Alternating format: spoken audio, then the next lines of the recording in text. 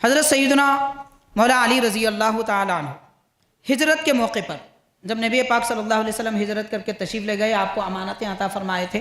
امانتیں دینے کے بعد میں حضرت سیدنا علی مرتضیٰ رضی اللہ تعالیٰ عنہ واپس مدینہ پاک آئے تو حضرت شیخ الاسلام بانی جامع نظامیہ امام انوار اللہ فاروقی رحمۃ اللہ علیہ یہ تحریر فرماتے ہیں کہ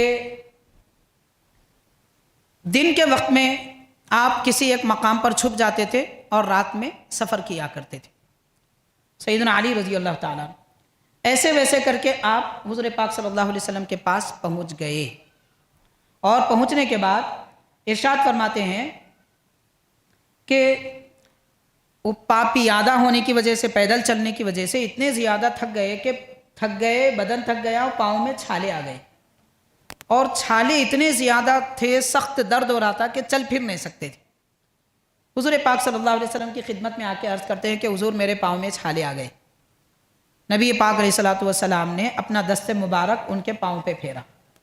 مہربانی دیکھو آپ سرکار کی، آج کوئی بڑے کے پاس آپ دعا پڑھنے کو بھی لے جائیے۔ ایک مثال دینا چاہتا ہوں میں، ہر کوئی ویسا ہونا بھی ضروری نہیں ہے۔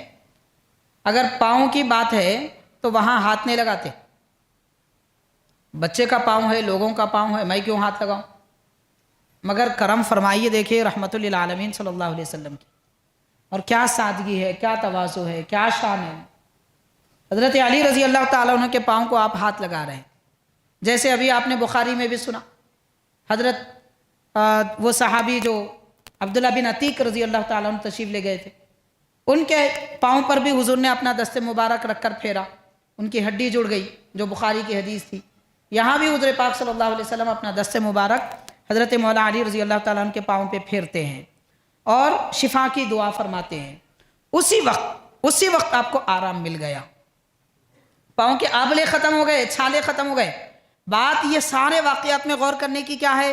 شاید آپ نے غور کیا ہو نہ کیا ہو، مگر اتنی بات ضرور ہے کہ حاضرین، دوا لینے پر کئی گھنٹوں یا دنوں کے بعد شفا ملتی ہے، لیکن اللہ کے نبی صلی اللہ علیہ وسلم پڑھ کر دم کریں، آنکھ میں پھونک دیں، دست مبارک رکھ دیں اور ہاتھ اپنا دست مبارک پھیر دیں، شفا فوراً ملتی تھی، وقت نہیں لگتا تھا۔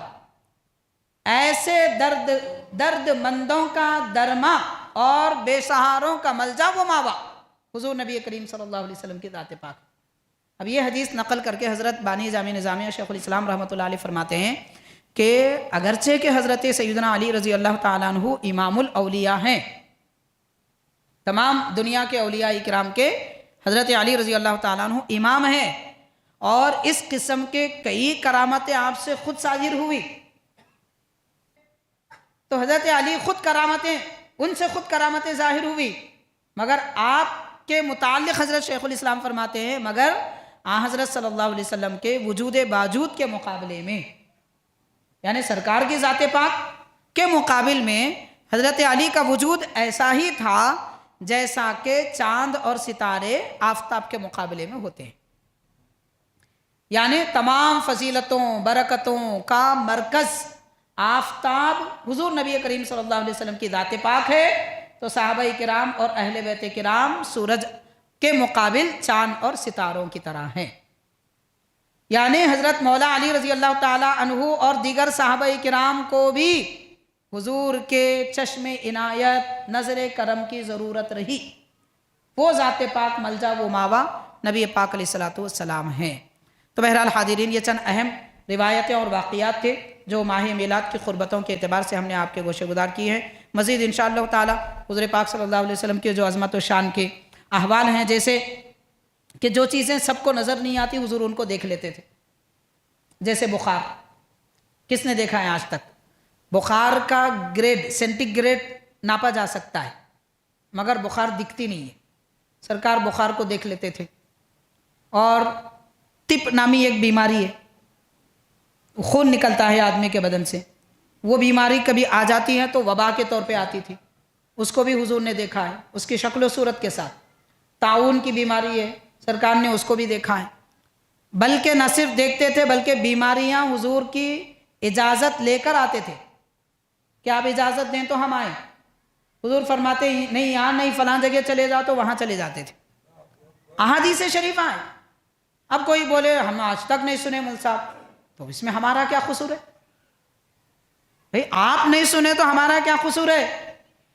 یہ تو لکھے ہوئے ہیں 1400 سال سے کتابوں میں، اب تک نہیں پڑھے تو شرم کی بات ہے، اب تک نہیں سنے تو شرم کی بات ہے، مگر لکھی ہوئے ہیں تو 1400 سال سے۔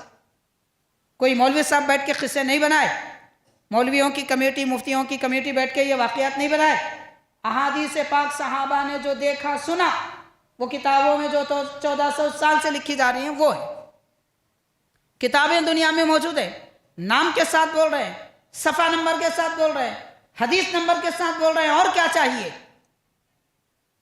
کیسے جھٹلائیں گے، کیسے انکار کریں گے؟ یہ حقیقتیں ہیں جناب، یہی ایمان ہے، اور ایسے ایمان کی آج ہم کو ضرورت ہے۔